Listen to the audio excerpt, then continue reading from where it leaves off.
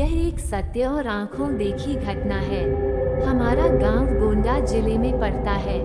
यह उस समय की बात है जब गांव में 18-19 साल की उम्र में सब लड़कों की शादी हो जाती थी। उनमें से एक मेरा मित्र रमाकांत भी है। उसकी शादी 3 साल पहले हो चुकी थी और अब उसका गौना भी आ गया था। उसकी बीवी बहुत निडर थी। इसको मैं निडर इसलिए बता रही हूँ कि उसकी निडरता एक दिन बहुत भारी पड़ गई थी। 3-4 साल पहले तक गांव की अधिकतर औरतें सुबह सुबह उठकर लोटा लेकर नित्य क्रिया के लिए कोई खेत में तो कोई खुले मैदान में जाती थी। वो भी जब गांव के पुरुष लोग सो रहे हो तब जाती थी। कुछ दिन बीत गया तो अब रमाकांत को एक सुंदर सी बेटी हुई। बेटी अभी 8 महीने की थी।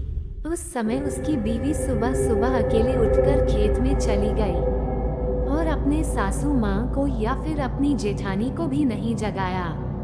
वह अकेले ही चली गई क्योंकि वह तो बहुत निडर थी। लेकिन उस समय वह ना तो हाथ में चाकू और ना ही माचिस लिया।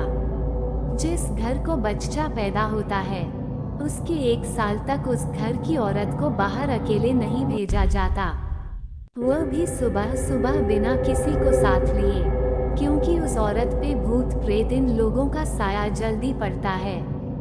लेकिन वह अकेले गई थी। तभी वहाँ बेल का पेड़ लगा था।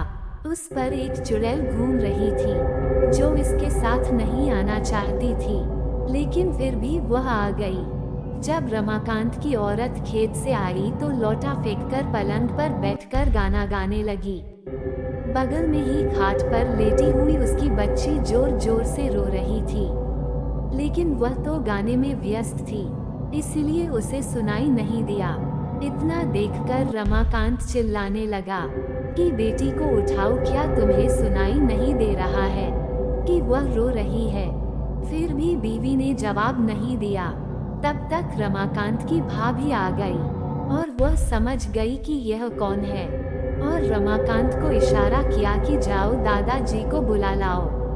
इतना सुनते ही रमाकांत समझ गया कि मेरी बीवी के ऊपर कोई चुड़ैल का साया है। तभी भाभी ने दादाजी का नाम लिया। तब तो रमाकांत पलंग पर बैठकर दादागिरी झाड़ने लगा और बोला कि तुम कौन हो, यहाँ पर क्यों आई हो, क्या तुम मुझसे शादी करना चाहती हो?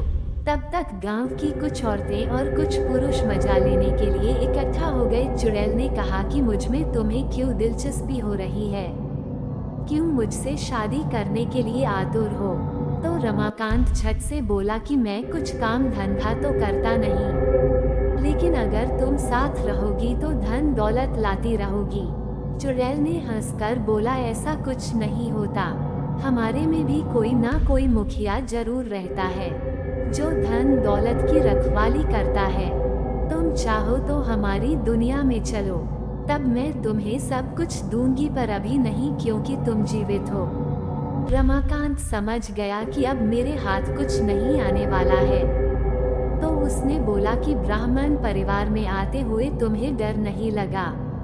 और नीचे बैठे हुए सब लोग मजे लेते हंस रहे थे। तब तक दादाजी भी आ गए और बोला कि यहाँ से सब लोग हट जाओ और अपने अपने घर जाओ। इतने में रमाकांत की बीवी भी पलंग से नीचे उतरकर सिर पर पल्लू डाल दिया और चुड़ैल भी चली गई।